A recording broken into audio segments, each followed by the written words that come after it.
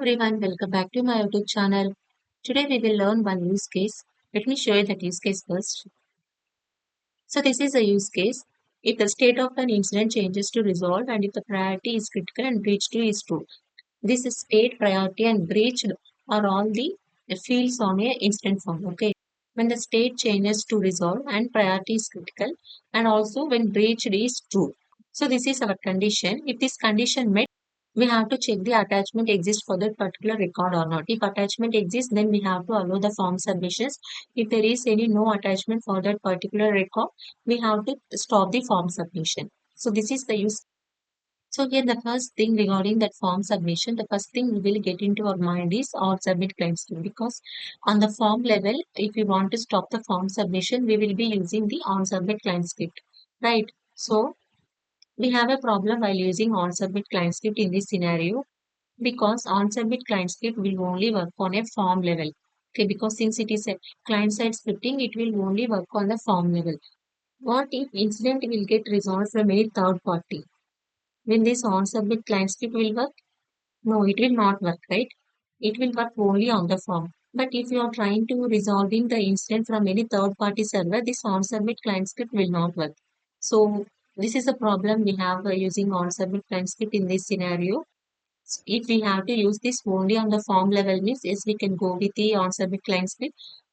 But we don't know, right? Somebody, if they will try to resolve the incident from any third party means then that will not work. So to avoid all these issues, we are going to create one before business rule because this business rules will work from all sources, right? Since it is server side scripting, it will work from all sources. So let's begin and we will create one business rule. First, let me open any one of the incident record.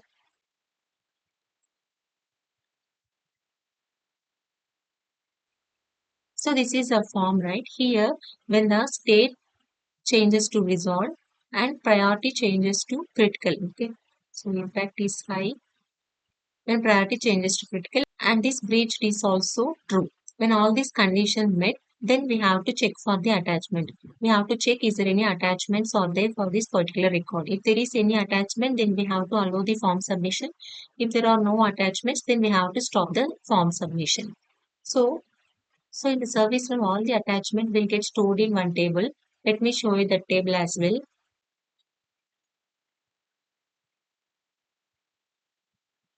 This is attachment tables. This underscore attachment underscore list. So here all the attachment will get stored in this table. See, we have here file name, content type, table name, and table sysonly, right? So now let's create one before business rule for this incident table. Configure, click on business rules.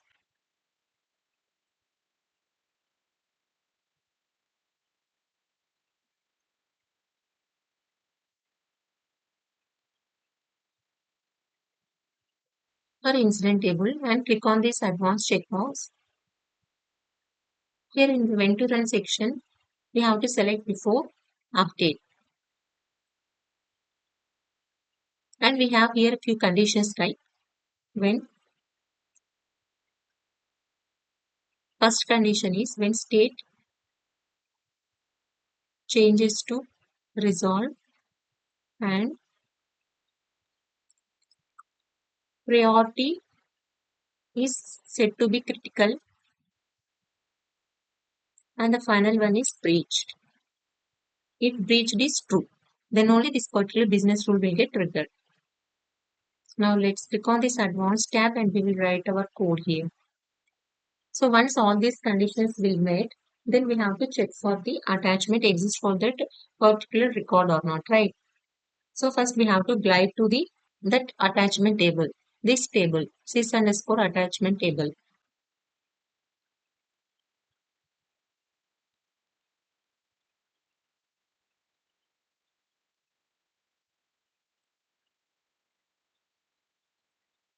Sys underscore attachment.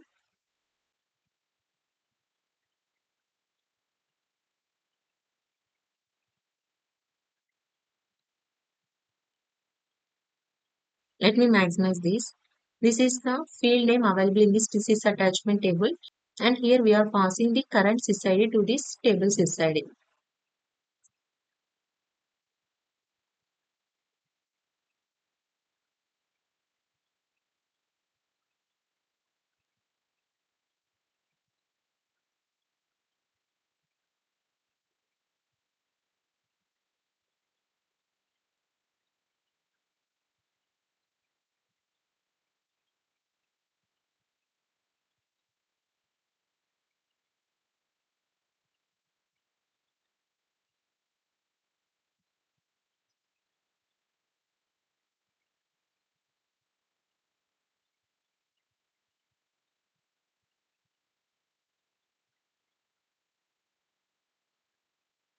See, first we are gliding to the sys attachment table. After this is the field name available in the table, table underscore sys ID. So this is the field name, table underscore sys ID. We are querying with the current sys ID. And this is a field name called table name. Which table? Incident table, right? So gr.query. See, simply here we have put the not symbol. If record has no attachment, then it will display one error message and it will stop the form submission. In server side, we have to use set abort action to stop the form submission. But in client side, we will be using return false statement, right? So now let's save this.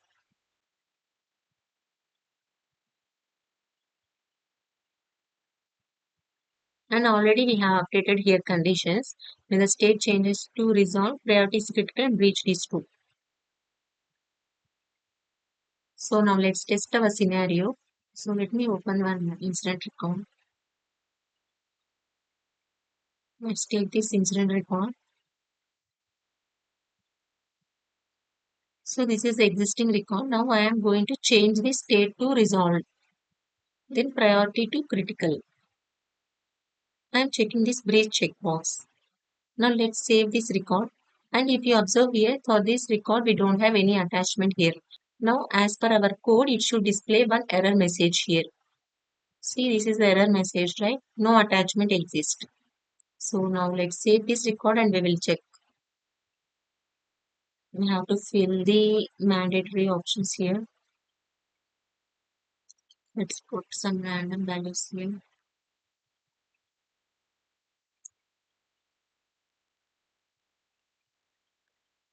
Now let's save this record.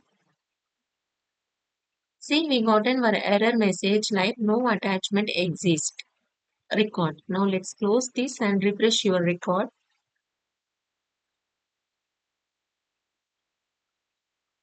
See, your record has not changed to resolved state. Okay, it goes back to its original state, that is new, right?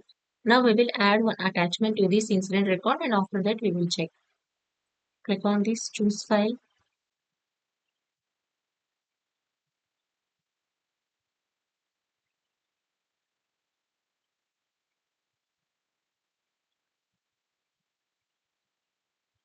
So now let's change the state to resolve and priority to critical. And after that we are going to check this breach checkbox. Click on save.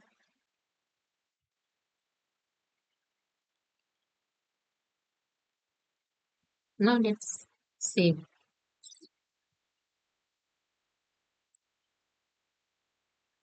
See, now we didn't get any error message like before, because for this record we have an attachment, a set abort action. That's why it has ignored that set abort action. So now let's refresh this and check the state. See, now the state changed to dissolve, priority is critical and breach is true. Now this record got updated. In the previously it has stopped the form submission. Why? Because it has no attachment there. So that's why it has stopped the form submission. Now for this week record, we have a attachment here. So that's why this record got updated.